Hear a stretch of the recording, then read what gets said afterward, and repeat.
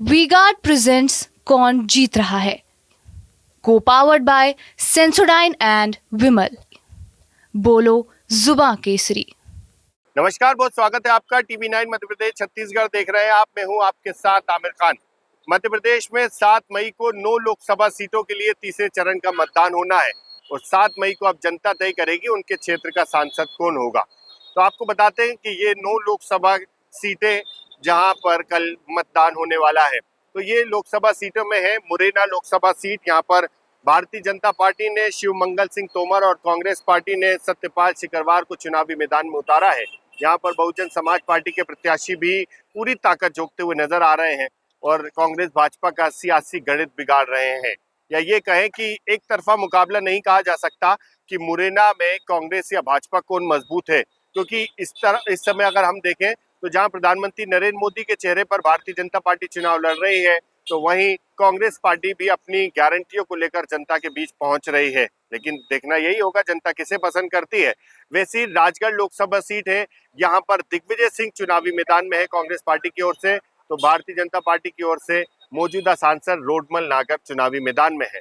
तो यहाँ दिग्विजय सिंह जनता के बीच पहुंचकर अपने पुराने जो 10 सालों के मुख्यमंत्री का कार्यकाल रहा हो या पहले वो सांसद रहे, वो अपने कार्यकाल को बता रहे हैं और आरोप लगा रहे हैं कि जो यहाँ से मौजूदा सांसद है रोडमल नागर, उन्होंने कोई काम नहीं किया है। और जनता के बीच पहुंचकर दिग्विजय सिंह ये भी कह रहे हैं कि वो उनका आखिरी चुनाव है, जनता उनका साथ दे। तो रोडमल नागर की ओर से भी भारतीय जनता पार्टी के तमाम दिग्गजों ने यहाँ चुनाव प्रचार किया है। अमित शाह हो या मुख्यमंत्री डॉक्टर मोहन यादव हो और मोहन यादव कैबिनेट के तमाम मंत्री भी यहाँ पर चुनाव प्रचार करते हुए नजर आए हैं। दिग्विजय सिंह के लिए भी अशोक गहलोत, सचिन पायलट, जीतू पटवारी सहित तमाम कांग्रेस के नेताओं ने यहाँ पहुंचकर चुनाव प्रचार किया है। तो बहुत दिलचस्प मुकाबला राजगढ़ लोकसभा सीट का भी देखने को मिल रहा है।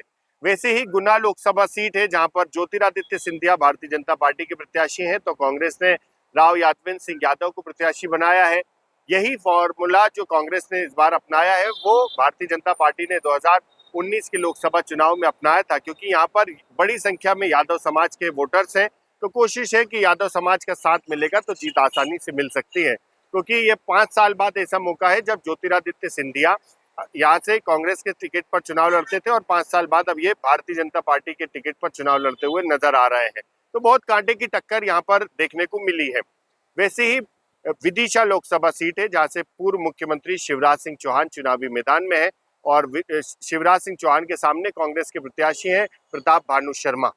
प्रताप भानु शर्मा पहले यहाँ से सांसद भी रह चुके हैं और यहाँ पर अगर हम देखें शिवराज सिंह चौहान के राजनीतिक करियर की, तो जब उन्होंने अपना राजनीतिक करियर शुरुआत की थी तब वे यहीं से सांसद बने थे, क्योंकि जब 1991 में अटल बिहारी वाजपेयी जी ने ये सीट छोड़ी थी तब यहाँ पर शिवराज सिंह चौहान सांसद का चुनाव लड़कर सांसद बने थे। ये वो लोकसभा सीट है जहां से अटल बिहारी वाजपेयी सांसद रहे हैं, सुषमा स्वराज सांसद रही हैं। तो बहुत काफी हाई प्रोफाइल सीट है और इन सीटों पर सबकी निगाह है। हालांकि कांग्रेस ने भी यहाँ पर बहुत मेहनत की है, प्रताप भानु शर्मा ने भी यहाँ पर अच्छी मेहनत की है और एक कड़ा दिलचस्प मुकाबला इस सीट पर देखने को मिल रहा है। वैसे ही सागर लोकसभा सीट है, यहाँ से लता वानखेड़े को भारतीय जनता पार्टी ने प्रत्याशी बनाया है। कांग्रेस ने चंद्रभूषण सिंह बुंदेला, जो गुड्डू राजा बुंदेला है, उनको चुनावी मैदान में उतारा है। लेकिन भारतीय जनता पार्टी के एक अभेद किले को, जो लंबे समय से भारतीय जनता पार्टी का अभेद किला है, उसको जीतना कांग्रेस के लिए तो मुश्किल है ही, और अब मुश्किल और भी इसलिए बढ़ गई है क्योंकि इस लोकसभा सीट में आने वाली एक विधानसभा है, बीना विधानसभा, जो इस पूरी लोकसभा सीट पर कांग्रेस के पास इकलौती विधानसभा थी जो कांग्रेस के पास थी। वहां की विधायक निर्मला सप्रे ने भी कांग्रेस का साथ छोड़ दिया, अब वे भारतीय जनता पार्टी के साथ आ गई हैं। तो इसलिए माना जा रहा है कि यहाँ पर जो मुकाबला देखने को मिल रहा था वो कांग्रेस का थोड़ा और कमजोर होता हुआ नजर आ रहा है, क्योंकि उन्हीं के विधायक जो है उनका साथ छोड़कर जा चुकी हैं। वैसे अगर हम देखें तो बैतूल लोकसभा सीट है, ये करीब 40% जो है वो आदिवासी वोटर्स यहाँ पर निवास करते हैं और आदिवासी सीट कहलाती है ये। तो यहाँ पर डीडी उइके को भारतीय जनता पार्टी ने मैदान में उतारा है, जो मौजूदा सांसद हैं। वैसे ही रामू टेकाम को यहाँ पर कांग्रेस पार्टी ने चुनावी मैदान में उतारा है। पिछली बार भी इन दोनों के बीच ही मुकाबला देखने को मिला था और ये कड़ा मुकाबला हो गया है।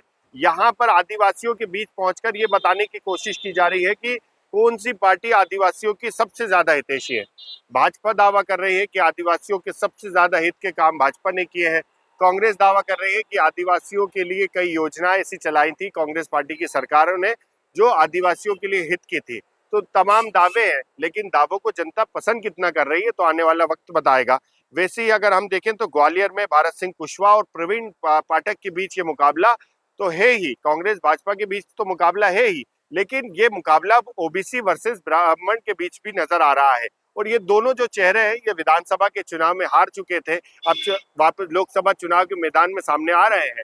और यहाँ पर बहुत दिलचस्प मुकाबला ये देखने को मिल रहा है, क्योंकि ये ग्वालियर चंबल का मामला जो है वो भाजपा के तमाम दिग्गज जो है यहाँ पर ताकत झोंकते हुए नजर आए थे, और इसे जो है भाजपा के दिग्गजों का क्षेत्र कहा जाता है। हालांकि जब नगर निगम के चुनाव हुए थे, यहाँ से महापौर जो है वो कांग्रेस की बनी थी बहुत लंबे समय के बाद। तो अब ये कहे कि भाजपा के एक लंबे समय के अभेद किले को जीतना जो है कांग्रेस के लिए तो चुनौती है ही, तो उसके लिए वो मेहनत भी करते हुए यहाँ पर नजर आ रहे हैं। वैसे ही यहाँ पर भिंड लोकसभा सीट की बात करें तो यहाँ से संध्या राय को भारतीय जनता पार्टी ने चुनावी मैदान में उतारा है।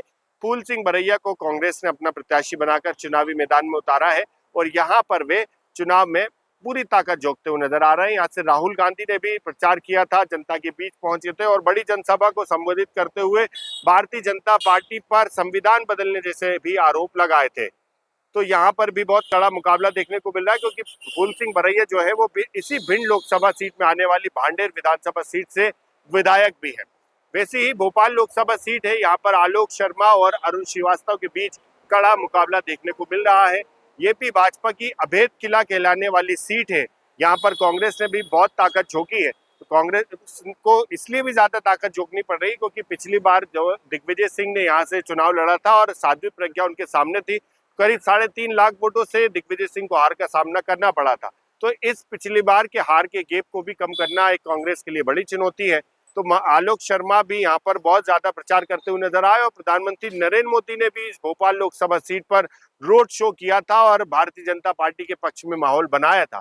अरुण श्रीवास्तव क्योंकि कांग्रेस के ग्रामीण जिलाध्यक्ष थे, तो अब ग्रामीण क्षेत्रों में अच्छी पकड़ अरुण श्रीवास्तव की मानी जाती है। शहरी क्षेत्रों में भी कांग्रेस ने जगह जगह रोड शो किए हैं, जनता के बीच पहुंचकर अपनी बात पहुंचाई है।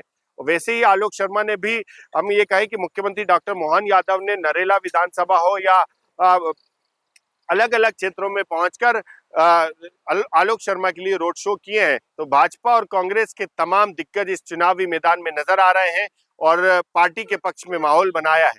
तो इस 9 लोकसभा सीटों में जो है कड़ा मुकाबला देखने को मिल रहा है, और अब जनता के हाथ में है कि वो जनता किसे वोट देगी, किसकी बातों को पसंद करेगी, किसकी जो बताई हुई बातें हैं उसको पसंद कर रही है। क्योंकि कांग्रेस और भाजपा दोनों ने अपनी गारंटी जनता के सामने रखी है, तो जनता किसकी गारंटी को पसंद करके साथ देगी ये तो फिलहाल आने वाला वक्त बताएगा, और 4 जून को ये बात तय हो जाएगी कि उनके क्षेत्र का सांसद कौन होगा। भोपाल से TV9 मध्य प्रदेश छत्तीसगढ़ के लिए आमिर खान। वी-गार्ड प्रेजेंट्स कौन जीत रहा है, को पावर्ड बाय सेंसोडाइन एंड विमल। बोलो जुबां केसरी।